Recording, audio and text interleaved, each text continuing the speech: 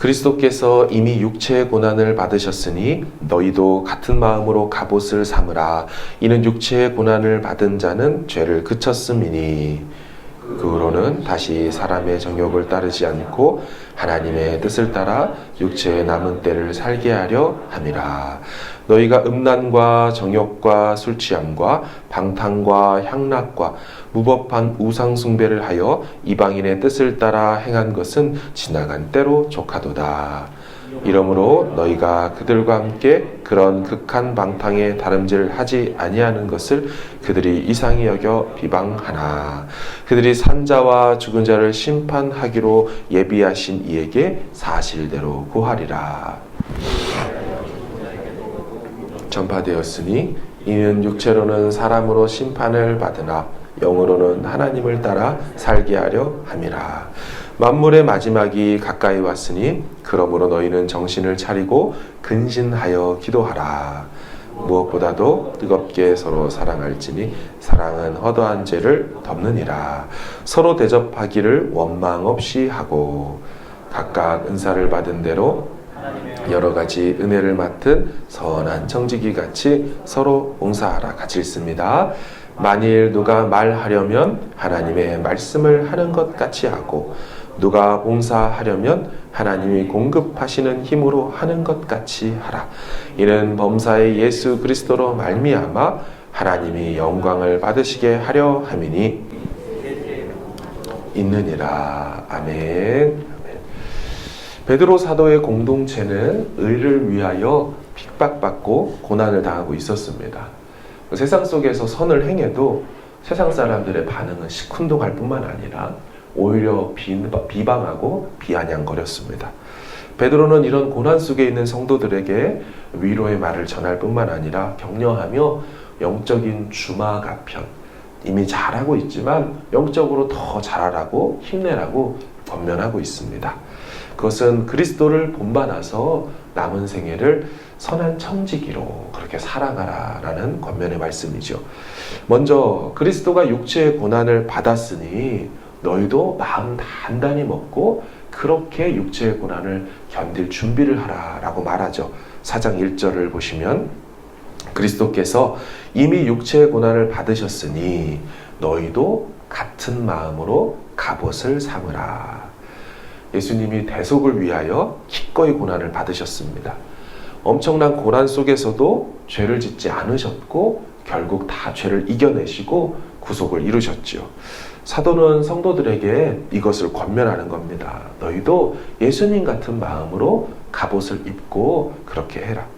사도 바울이 하나님의 전신갑주를 취해라 라고 한 것처럼 베드로도 그리스도의 마음으로 갑옷을 삼으라 같은 비유 의미를 언어를 씁니다.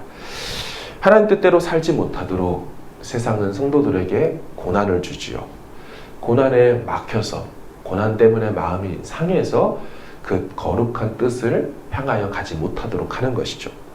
하지만 절대로 사탄에게 지지 말고 죄에게 지지 말고 그리스도가 끝내 죄를 다 이기고 십자가에서 구속을 이루신 것처럼 우리도 그 목적을 위하여 죄 이기고 승리하자, 무장하자 말하는 것입니다.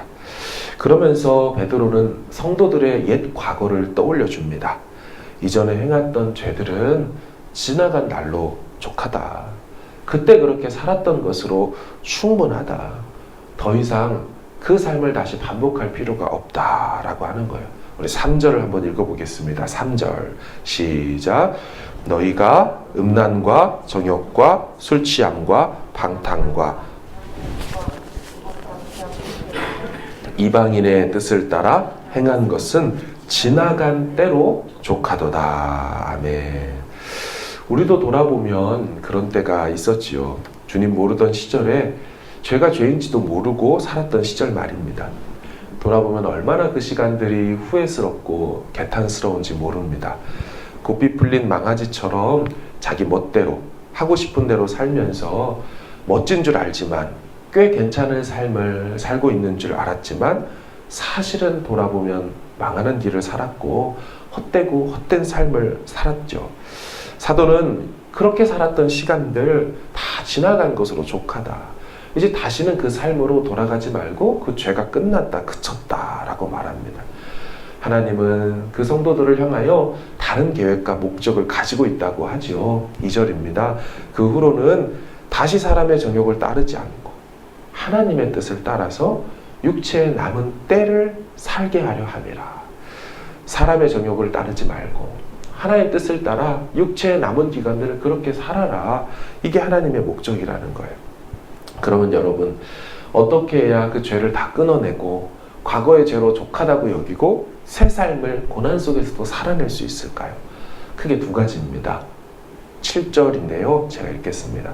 만물의 마지막이 가까이 왔으니 그러므로 너희는 정신을 차리고 근신하여 기도하라.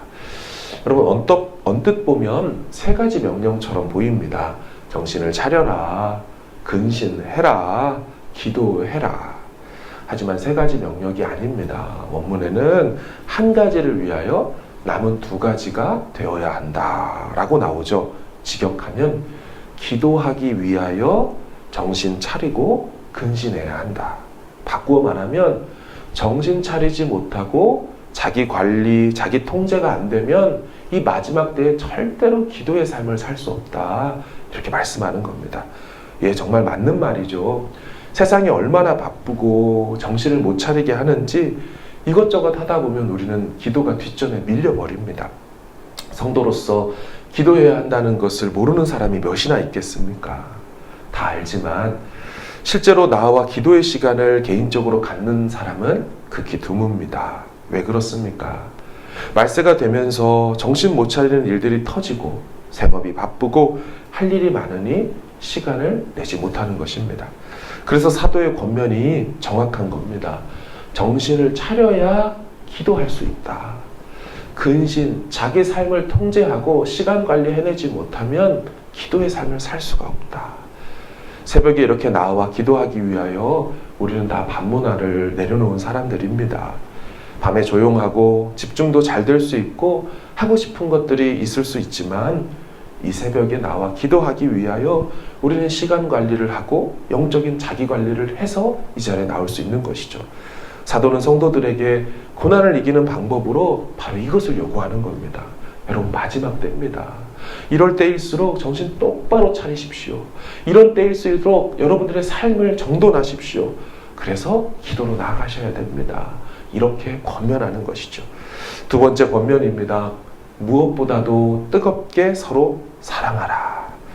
아시는 것처럼 말세가 되면 사랑이 식어집니다. 예수님도 마태복음 24장에 이런 말씀을 하셨어요.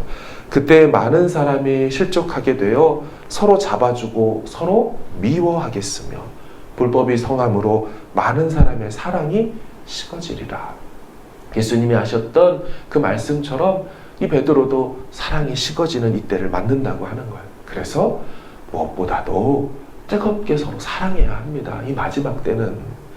여러분, 사도 바울도 일찍이 디모데 후서에서도 이렇게 말했어요. 너는 이것을 알아라. 말세에 고통하는 때가 이른다. 사람들이 자기를 사랑하고 돈을 사랑하고 무정하고 원통함을 풀지 않는다. 쾌락 사랑하기를 하나님 사랑하는 것보다 더한다. 그래서 사도 베드로가 이렇게 말하는 겁니다. 여러분, 말세가 가까이 왔습니다.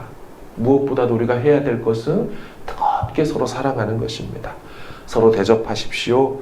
하나님의 여러 가지 은혜를 맡은 선한 청지기 같이 서로 섬기십시오 라고 말하는 거예요. 여러분, 잘 보시면 서로 대접하라, 서로 봉사하라 라고 되어 있어요. 섬김에 있어서 짝사랑이 아니고 서로가 서로를 섬기고 서로가 서로에 대해서 대접하다 보면 서로가 같이 세워지게 되는 것이지요. 그런데 혹시 이렇게 말씀하실 분이 있을지 모르겠습니다. 목사님, 그렇게 해봤습니다. 하지만 저는 그렇게 섬기다가 시험에 들었습니다. 봉사하다가 상처를 받았습니다. 그래서 이제는 안 하려 합니다.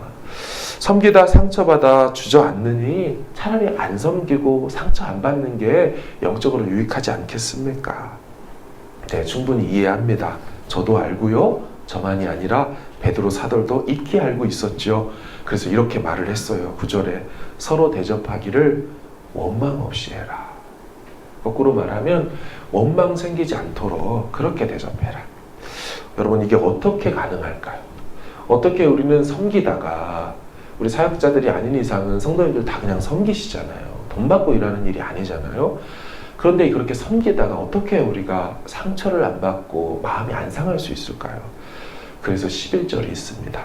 11절 제가 읽겠습니다. 만일 누가 말하려면 하나님의 말씀을 하는 것 같이 하고, 누가 봉사하려면 하나님이 공급하시는 힘으로 하는 것 같이 하라. 아멘. 어쩌면 우리는 섬기면서 내 자아가 살아서 말하다가 서로 상처를 주고받는 것은 아닌가 모르겠습니다. 어쩌면 우리는 봉사하면서 내 자아의 힘으로 하다가 지치고 주저앉는 건 아닌지 모르겠습니다. 베드로 사도는 이렇게 말합니다. 말하려면 하나님이 말씀하시는 것처럼 너의 말이 아니라 주님의 입술로 말을 해라. 그리고 봉사를 하려면 하나님이 주시는 힘, 그걸로 해라. 네가 말하고 네가 하니까 원망이 생기고 주저앉는 것이다. 그렇다면 어떻게 이게 또 가능할까요? 그래서 베드로 사도가 앞에서 말한 거예요. 이런 말세가 와서 사랑이 식어지고 하니까 더 성도들은 기도에 힘을 써야 합니다. 더 사랑으로 해서 허다한 허물이 생기지 않습니까? 그거 사랑으로 다 덮어가면서 해야 서로 섬기고 이 말세를 살아낼 수가 있습니다. 안 그러면 갈라지고 쪼개지면서 오히려 말세에 어려움을 당합니다. 라고 하는 거죠. 결론적으로 우리가 이렇게 기도하고 섬기고 뜨겁게 사랑하고 봉사하면 어떤 일이 일어날까요? 11절의 그 뒤에 부분을 같이 염두에 두면서 한번 보십시오. 11절인데요. 만일 누가 말하려면 하나님의 말씀을 하는 것 같이 하고, 누가 봉사하려면 하나님이 공급하시는 힘으로 하는 것 같이 하라. 이는 범사의 예수 그리스도로 말미암아 하나님이 영광을 받으시게 하려 함이니 그에게 영광과 권능이 세세에 무궁하도록 있느니라. 아멘. 우리 힘과 우리 능력이 아니라 주님이 공급하시는 힘과 주님의 말로 섬길 때 그때 하나님이 영광을 받으신다라고 말하는 것입니다. 고난 속에 있습니까? 그리스도가 고난 중에 죄지지 않았던 것처럼 우리도 그리스도의 마음으로 갑옷을 입어서 허락하신 거룩한 삶을 살아내야 합니다. 그리고 기도하기 위하여 우리의 삶에 정신을 차리고 셀프 컨트롤하는 것들이 있어야만 우리 기도할 수 있습니다. 무엇보다도 이 마지막 때에 더 뜨겁게 사랑하며 허물이 보여도 그 사랑으로 다시 한번 기회를 주고 덮어주셔서 우리가 가는 곳마다 말세에 진짜 거룩한 나그네로서 살아낼 수 있는 저와 여러분 되어지길 주의 이름으로 축원합니다. 아멘. 같이 기도하기를 원합니다. 하나님, 이 마지막 때를 살고 있습니다. 하나님께서 우리 마음 가운데 기도할 마음을 주시고 주님의 옷으로 갑옷을 입을 수 있도록 해주셔서 감사합니다. 하나님, 계속해서 나아가 기도하고 더 뜨겁게 사랑함으로 하나님께 영광을 돌릴 수 있는 우리의 삶이 될 수 있도록 은혜를 베풀어 달라고 우리 여러분 가지고 나오신 기도 제목으로 기도하시고 자유롭게 돌아가시길 바랍니다. 함께 기도하겠습니다.